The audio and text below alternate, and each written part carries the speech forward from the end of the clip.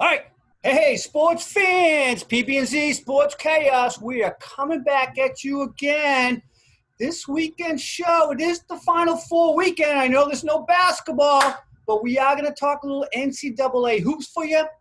We got a couple things. First of all, we're going to give our prediction, our thoughts on the three biggest tournament upsets we've witnessed in our time.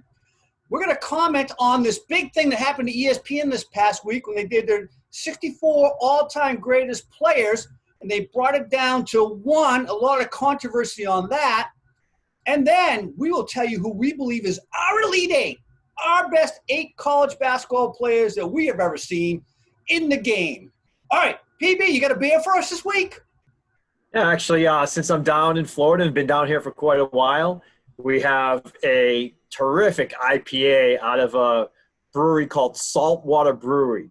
They're located in Delray Beach, Florida. And this one is called Screaming Reels IPA. And it's delicious. It's 7.0 ABV. I love it. It's my favorite beer down here. Nice, nice. All right, buddy. I like it. So, hey, as always, the PB&Z Sports Chaos. We got a little 2-minute drill for you. I got a couple little things for you. I know there's something going on. Let's just talk about some stuff that happened historically. Today, April 4th, 1971, Henry Hank Aaron hit his 714th home run to tie the Babe. Unbelievable. And locally, for you Boston fans, 2001, do you remember this one, PB? Hideki Nomo throws a no-hitter for our Red Sox. DYK, earliest no-hitter ever in the baseball season. And just 5 years ago today, in NCAA March Madness, University of Kentucky, 38-0, gets knocked off by Wisconsin, ending their dreams of a perfect season. There's never been a perfect season since 1976 when the Indiana Hoosiers did that. Hey, quick question for you, since we're going to be talking about March Madness. DYK. PB, who is the all-time leading scorer in the NCAA basketball tournament history? Do you know? Oh, it's got to be someone who not only got there, but advanced to the finals every year, like a Christian Laettner type player. You hit it! It's Christian Laettner. Oh, wow. 107 points. Nice. All right. Wow, hey, that was kind of a wild guess, but – That's a good one, man. You're right. He had to play in 4. He did. He also is the all-time leading player in NCAA tournament games, 23. Hey, by the way, today, Hall of Fame announcements in the NBA coming out. Kobe, Tim Duncan, Tamika Catchings. You know who her dad was? No. Harvey Ketchen played for the Philadelphia 76ers in the late 70s. And none other than KG, our beloved Kevin Garnett, will be expected to be announced in the Hall of Fame today. All right, we're going to talk about TB12 real quick. Once again, he punches us in the gut. Last week, he goes to the Tampa Bay Bucks. This week, he announces he's renting Derek Jeter's house. Why does he torment us like this? I can't believe it. Derek Jeter, the Yankees? You're going to be kidding me. Hey, speaking of the Bucks, they're all set should TB12 go down. Apparently, they brought in some competition for the preseason with him. They brought in none other than Blaine Gabbert to compete with him for the starting job. Good luck, Blaine. All right. Yeah. Hot topic this week up here in Boston, Tua to the Pats. There's a big story going around that the Pats, they have a history trading with the Detroit Lions since Matt Patricia went there, possibly could make a deal for the Pats to move into the number 3 position and draft Tua. I don't know, man. It seems like a wild dream, but you know what? Could happen. Speaking of Alabama quarterbacks, PB, I got a question for you. In the NFL history, who was the last Alabama quarterback to win an NFL playoff game? Wow, that's a tough one. It certainly wasn't A.J. McCarron because he played for Cincinnati. Long time ago, my friend. That's all I'm going to tell you. Long time ago. Man, I wouldn't be able to even try to guess at that. 1982, believe it or not. A guy named Richard Todd. Remember him? Oh, yes, I do. Did he play for the Browns? He's played for about 100 teams. Besides, it was the Jets back then that he's playing for. Hey, by the way, did you know this? I didn't realize this. There are these little DYK again fans or Alabama quarterbacks. There are 3 in the Hall of Fame. I can name 2. Can you name anybody from the Hall of Fame that was an Alabama quarterback? No, they must be old time. I can't even know. Broadway Joe Namath. Oh, okay. All right. Kenny Stabler from the Raiders. And this is the one yeah. I didn't know. I knew those two. Bart Starr. Oh, wow. Unbelievable. All Alabama quarterbacks. I didn't know they were Alabama alumni. Yeah, all of them. By the way, they threw 52 touchdowns combined. Tua threw 87. All right, I move on. Last night in the NBA, they kicked off with the NBA 2K20. PB, I have no idea. What do they play that on Nintendo, Sega, Atari, Xbox, PlayStation? I have no idea. Kevin Durant was the number 1 seed. He got knocked off. Good for him. Hey, by the way, you can officially bet today. You know that? On iRacing in Vegas. They're taking bets on iRacing. All right, moving on. PB, let's get right into it. Let's talk about the 3 all-time biggest upsets you witnessed in college basketball. And I'm going to ask you, first of all, before we get into it, who is the lowest seed ever to win the tournament? Ever to win the tournament? Yes. Gee, that could be it's actually one of my upsets. Me too. I was it North Carolina State? Close. It is not North Carolina State. It was, believe it or not, Villanova over the 85 Hoyas. Oh, okay. All right, give me your upsets. What do you got? Give me your 3 top ones. So I got 2 honorable mentions. So I'm going to throw those out there first, then we'll get into my top 3. My 2 honorable mentions are Princeton over UCLA in 1996. Ooh, that's a good one. Wow. Yeah. All right. UCLA won the national championship in 1995, so they beat the defending national champions. Yep. And this came off of I don't know if I don't think a 16 has ever beaten a 1. I know there's been playing games with teams 1 and stuff like that. Ooh, that's one of my upsets. There was one. Okay. I'll tell you that I know momentarily. a lot of 15s have beaten 2s. I couldn't find a 16 over 1. But anyways, Princeton played Georgetown as a 16 and lost them by 1 point back in the early 90s or late 80s. Yes, correct. Right, but they didn't beat them. But then they came back to win this in '96 over UCLA. So that was my honorable mention. My honorable mention is Middle Tennessee State as a number 15 seed beating the number 2 seed Michigan State 2016. That was pretty recent. Ooh, yes. That's right. So those are my 2 honorable mentions. But my top 3, ready? Number 1, and I went after teams that didn't just one and done in their upset. So these are all teams that not only made a great upset, but then went on to win additional games to advance to either the Sweet 16 or Elite 8 or even the championship in some cases. Okay. I have number 3, I have North Carolina State winning the championship over the Houston Cougars in the Phi Slamma Jamma in 1983. Yes, I have them as well as my number 2. You got it. Okay. 2 Hall of Famers on that team, by the way, on the Houston team. Yeah, Akeem, right? Akeem and Clyde. Clyde Drexler. Yep, Clyde. That's a good one. I like that one. Yeah, and then my number 2 is in 2006 when George Mason. Oh, yes. You could make a case that they actually made many upsets in that tournament, but they started off by beating UConn in overtime. Yep. I believe that was in the Sweet 16. Then they went on to beat Michigan State and then on to beat North Carolina to make it all the way to the Final Four. Right. Yeah, that's a good one. I like it. Yeah. Yeah. So it's kind of a trio of upsets by one team in a way. And then my number 1, this may come as a surprise to some people, but this team just came out of nowhere. This was their 2nd season of eligibility as a Division I basketball team. Oh, I think I know where you're going. Go ahead. Also became the first number 15 seed to actually make the Sweet 16. And it was Florida Gulf Coast University. Yes. Beating Georgetown in 2013. They went on to beat San Diego State in the round of 32 to make it to the Sweet 16. So for not being just a one upset and done type teams, that's why I put those as my top 3.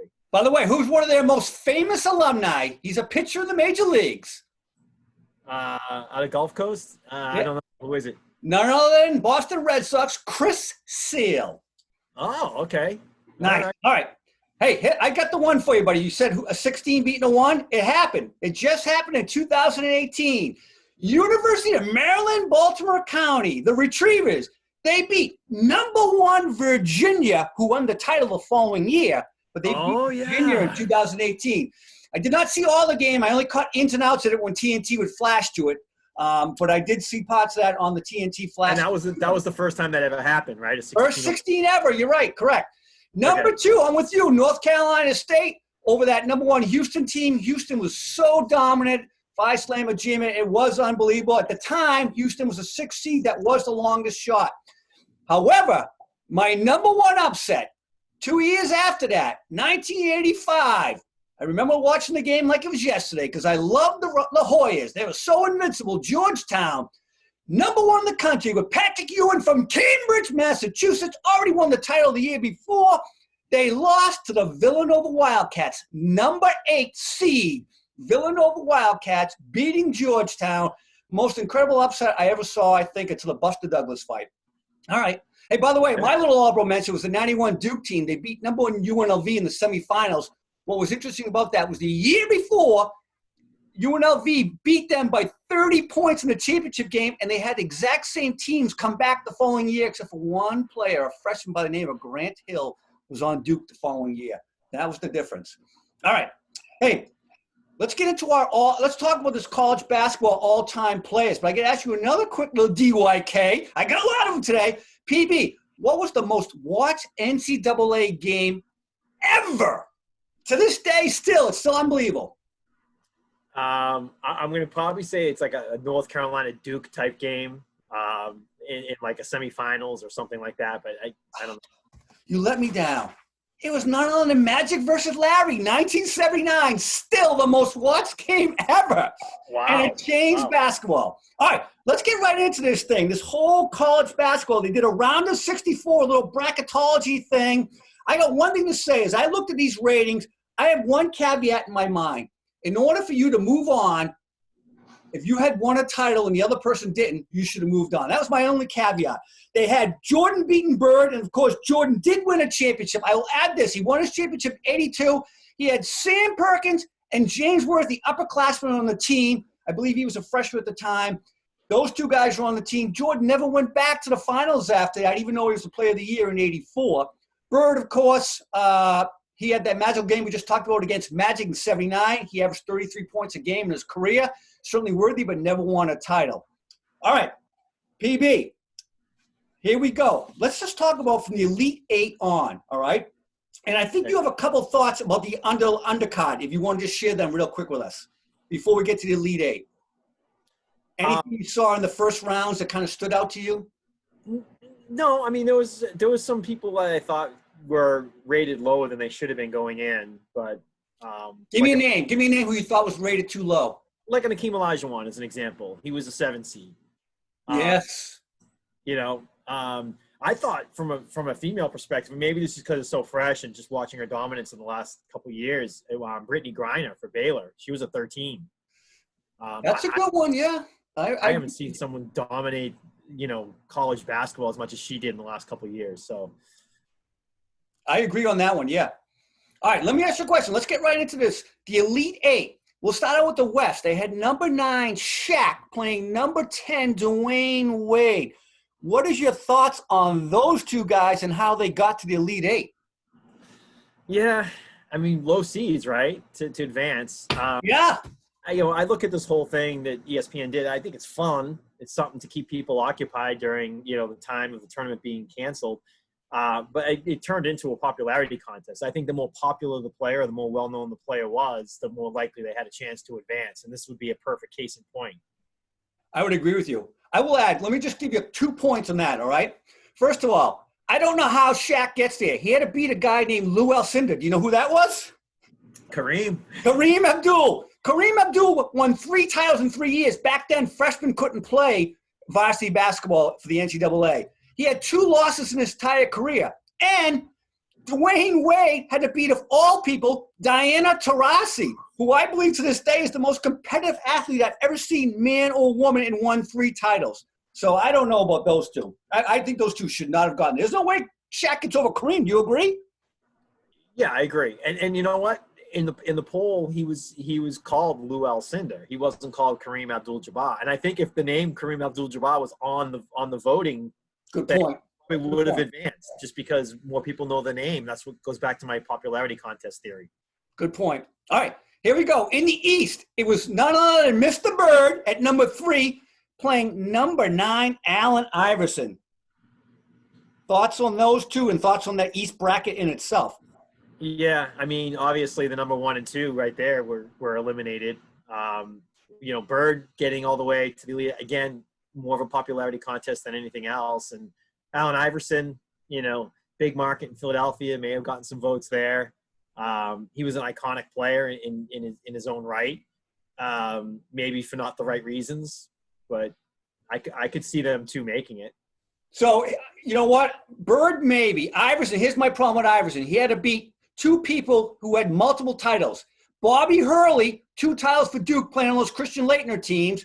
And the other person who I consider the second greatest when we do our Elite 8, Breanna Stewart. 4 titles, 4 years, 2 players of the year, 4 times most outstanding player in the tournament, 2 perfect seasons, and to me, the most fundamentally sound basketball player I've ever seen, man or woman, in my life. Bird, the only thing I can say about Bird is he had to beat one other guy that I think probably should have been there before him, Bill Russell. 2 titles in his 3 years at San Francisco, and he averaged 20 and 20 for his career, 20 rebounds, 20 points a game. I don't know, man. I love Bird, but Russ was the best. All right, let's go to the South. Number 5, Carmelo Anthony. There's a high rating. I don't know Carmelo Anthony should have been 5. He only played 1 year. Against Magic, who was only a 1-year player, number 3, but we know what Magic did, and of course we talked about that game in '79. What do you think of that one? Because I got one thing to say about that. You give me your thoughts first. Well, I did have Magic in my elite. I mean, I picked my top 8 college basketball players of all time, and I had Magic on that list. So I think Magic is deserving of that. He dominated. I know he didn't play, for the full, time in college, but he was just amazing. And the national championship and everything else was. What do you think about Iverson, though? I think he's kind of a joke. Yes, you're right. You know what, fans? Whoever you voted on Twitter, you should have your Twitter rights revoked. He had to beat Christian Laettner of all people, and I hated Laettner. I am not a Duke fan or a Laettner fan, but I got to give him his due. We already talked about it. Most points ever in the tournament, 407. Most games, 23 in the Final Four. 2 titles, 4 appearances in the Final Four. Come on. Iverson can't beat him. That's simply a joke. It's unbelievable. And Magic, I will add this about Magic. Yes, he had a historical season, but he had to beat 2 legendary players. Patrick Ewing, 3 Final Fours, 1 title. Should have won 2, if not 3, because of that upset. And Candace Parker as well. 2 titles, Player of the Year. First woman to ever dunk in a game, Candace Parker. I don't know. All right, I'm getting a little worked up. Let's go to the Midwest. This one's another one. This one just blew my mind. In the Elite 8, number 12, Steph Curry against number 2, Michael Jordan, the eventual winner. All right, PB, your thoughts on this? Well, again, it goes back to the popularity contest, right? Steph Curry's been in the NBA Finals 5 of the last 6 years or whatever, something crazy, right? So I think a lot of this people looking at really their pro careers, and not only that, but what market were they playing in the pros? Because a guy like Christian Laettner, who didn't have an unbelievable pro career by any means, and didn't play in a big enough market really to get probably the votes that some of these other guys have. So I think that might be weighing in on some of these decisions, but definitely shouldn't be there. No way. MJ, absolutely, but. All right, let me add my points. They're going to be interesting when you hear this. Steph Curry, I agree with you. That's the biggest joke besides Carmelo. He had no titles. He had to beat a guy named Bill Walton. Remember him? Only 2 titles. Only the best championship game ever. 44 points on 21 out of 22 shooting. Unbelievable. And then he had to beat another legend, a woman named Maya Moore, who played for the UConn team. She is the all-time leading scorer in UConn history, and they got tons of All-Americans, right? I just mentioned Breanna Stewart. She won 2 titles. She was on 2 undefeated teams. She played in 4 Final Fours. There's no way Steph beats either one of those 2. And Jordan, I can live with getting to the Elite 8, but I will add this. He should not have beaten Maya Moore or Bill Walton if that was the matchup. That's just my point. All right. We get to the Final Four. It's Shaq versus Bird and Jordan versus Magic. What do you think there? Did they get it right? I mean, it's not a bad 4, but no, I don't think they got it right. No. See, only Magic. Only Magic. I like the MJ Magic matchup. Yes. The Shaq Bird Magic. I mean, if you're talking about greatest college players ever, which is what this is supposed to represent. Correct. College players. I like the MJ versus Magic matchup. The Bird versus Shaquille, not so much. No, I'm with you on that. All right. So we just talked about it. Give me your Elite Eight. Tell me who you think are the best 8 college basketball players, man or woman, that you saw or know. And I didn't go by brackets, so some of these may have come out of the same bracket. That's okay. With a clean field, I had the only woman I had in my list was Breanna Stewart on UConn. UConn dumped so many players into this thing. There was probably a half a dozen UConn women in the 64, right? So correct. I took Breanna Stewart as my number one, just because she had won, every year, 4 years. I thought that was a big accomplishment. Bill Russell, absolutely in that okay. Christian Laettner, again, just for what in his college career, we just said he's the highest scoring college player ever. Yep. I also had Magic in that as well. So there's 4. Bill Walton. Ooh, nice. Okay. We're on the same page. Had Patrick Ewing. Yes. Okay. Georgetown. He was dominant in college. He was dominant, man. Half-court alley-oops. Never saw it before till that time. Then I also had MJ. Ooh, okay. As 7th, and then I had Kareem. UCLA. Number 1. Okay. Those are my top 8. All right. I have a couple honorable mentions, including Larry Bird. Okay. I actually put Ralph Sampson because of how awesome he was in college. I know his pro career, he didn't really pan out, but in college, he was amazing for Virginia. I also had Hakeem Olajuwon in my honorable mention. My last honorable mention that I had, just because of his backstory, probably is Lenny Bias out of Maryland. Oh, he was a very dominant player. You are right. Yeah. So those are my 4 honorable mentions, but I gave you my okay. All right, I'll give you real quick. Coming up at the end of the hour here, at the end of the slot. I went with the simple fact you had to win a title. So guess what? Magic did win a title. Jordan did have a title, but I didn't put them in it. I've got Ewing in at number 8, tied with Candace. So I believe that Candace and Ewing were worthy of being in the top 8. I got Maya Moore, followed by Diana Taurasi, Bill Russell, Bill Walton, Christian Laettner, Breanna Stewart, still the most fundamentally best basketball player I've ever seen in my life, and, of course, Kareem, number 1. I'm with you on that one. Wow, so we had about 6 or so of the same. Yeah. All right. Hey, pretty good show, buddy. Nice job. Keep your social distance out there. Anything you want to add as parting shot?